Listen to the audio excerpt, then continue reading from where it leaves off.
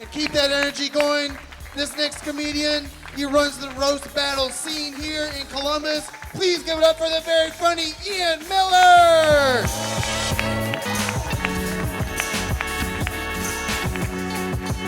Keep it going for Travis Irvine and everybody you've seen tonight.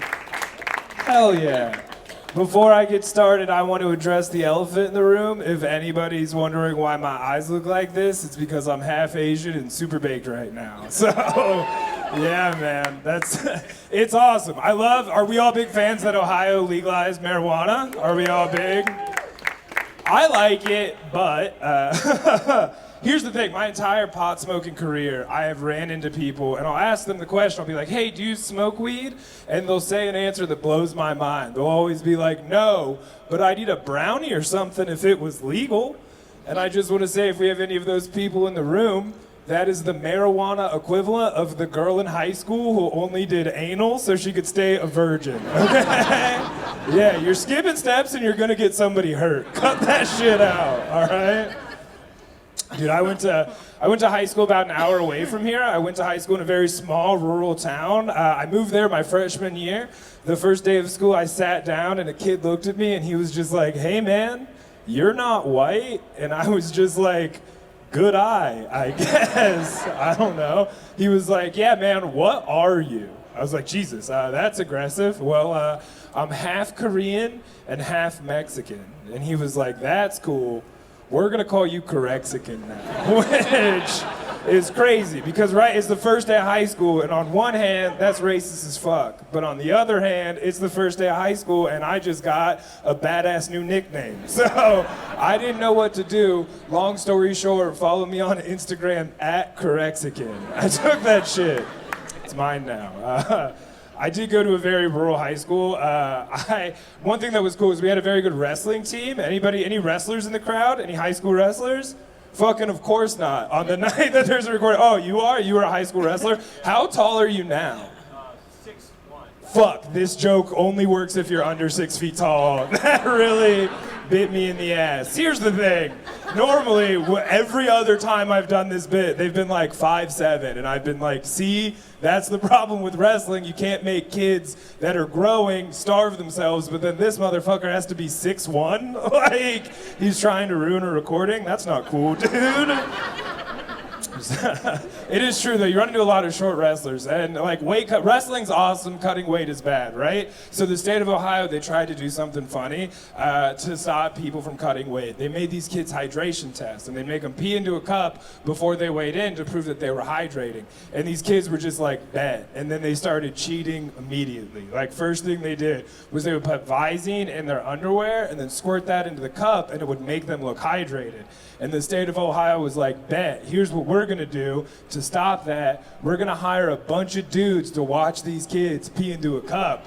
And that's when I went, excuse me, sir. It's the stupidest fucking idea I've ever heard in my whole life. Here's what we should do. It's a different idea. It's a better idea. What we'll do is we'll put a full page ad out in the newspaper that says open interviews. All you have to do for this job is watch kids pee into a cup. And then we just arrest everybody that shows up. What do you guys think about that? Yeah, it's pretty cool. Yeah, I'm running for president next year under the platform. Put the pedophiles in jail, don't be one. That's what I'm running under. It's sick. Yeah, no, I did grow up in a very small rural town. And when you do grow up in a town like that, you run into a lot of white supremacists. And I know, we don't have to explain it. Everybody in this room knows that that's bad, right? Everybody knows you got to spread out that gene pool. You know what I mean? Like, look at what we've done to purebred dogs. Has anybody got one of these monsters? Yeah. If you don't, let me put it to you this way. My friend has 2 pugs, and if they sneeze too hard, their eyes pop out. That's just a thing that happens with pugs, dude. And hear me out. I think that's the same reason that only white people are allergic to peanut butter. I do. And if you're not with me, just hear me out, dude. I think that George Washington Carver was pulling a long con. I do, yeah. I think he was like, you know what I'm gonna do? I'm gonna invent a snack that is healthy and delicious and will kill you if you don't fuck black people. That's what I'm gonna do.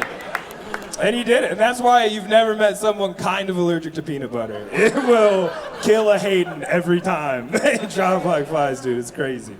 It's awesome. That's bad racism, and this is the part that's very divisive. Do you guys remember wholesome racism? No? Okay. That's just me. Here's the thing. I was a dude that grew up in the 2000s, right? The only way I learned to express affection to my male friends is something I call wholesome racism. And if you're like, Ian, what's that? This is my favorite story. One time, me and my friends, we were doing this thing. We used to love doing this thing. Kids these days, they call it urban exploring. Back in my day, we called it breaking and entering because we weren't pussies. So we were doing a little breaking and entering, and we got to the part that normally ends it where it's just like a cop or security guard starts chasing you, and that's what happened. And me and my friend, we jumped the fence at the same time. Our feet hit on the other side at the exact same time, and when our feet hit, he just turned his head to me and he went, "Holy shit, dude, I didn't know that being Mexican canceled out being fat when it comes to jumping fences." That's the only man I'm 100% sure I know loves me. You know what I mean? Does that make sense to you guys? He's my best friend to this day. He's also the stupidest person I know. So let's make fun of him for a minute. He came up, he said to me the wildest thing that somebody said to me recently. It's the wildest thing somebody said to me in a long time. He came up to me and he was like, "Hey man, I have a secret. You're the only person I can tell." And I thought it was gonna be something important. And I was like, "Hey man, go ahead, you can tell me what's up." And he said, "I have recently started having sex with women in front of their husbands." And I was like, "Why the fuck did you have to tell me?" Like, what am I doing in my life that makes you think I'm the one that you should tell? And this is what he said, and this is what fucked me up, because at the time it was true. He was like, "Man, I told you because you're poly." And it's just like, hey dude, real quick, that's not what being poly is. I don't know if you guys know. Here's how you end up being poly, if you guys don't know. In order to be poly, you have to be neurodivergent and then experience trauma. That's it. That's the two-step process. You guys need more poly friends, is what I'm trying to say. Here's the thing, and it's like, all right, I've lost some of you, but hear me out. If you're just neurodivergent, you get to be like an engineer or whatever. But if you're neurodivergent and you experience trauma, you get to have 3 partners and one of their names is a noun. You know what I mean? You know? And hear me out, is being an engineer cool? Maybe, I don't know, I've never done it. Is getting head from a person named Timber the best? Yes, for sure, dude. It's crazy, it's awesome. But yeah, the other thing's called cucking, and I've never done that. But I will, if we're being level with everybody in this room. There's one time somebody asked me to, and I feel like you guys deserve that story, so I'm gonna tell you. She did it in the grossest way. It was wild. She did it in the way, if this isn't how you should do it. When she hit me with a "you up" text at 3 o'clock in the morning, she was like, "Hey, you up?" And I was like, "Yeah, what's going on?" And then she said, and this is the wrong way to do it, she said, "My boyfriend can't get hard, but he thinks he'll get hard if he watches you have sex with me." And I'm just like, that's not the way to do it. If you're wondering what the way to do it is, just spring it on them last second. That's gonna get you the highest success rate. If they drive all the way over and then right before you have sex with them, you're just like, "By the way, Trevor's watching." The dude will just be like, "Fuck it, brother, I bought an Uber already, I'm here."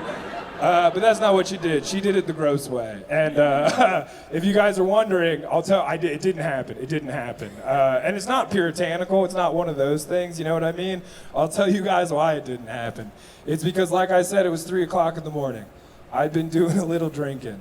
And I think the last thing that this woman deserved was 2 dudes that can't get hard. Are you kidding me? And now she has to call a 3rd guy? That's fucking crazy.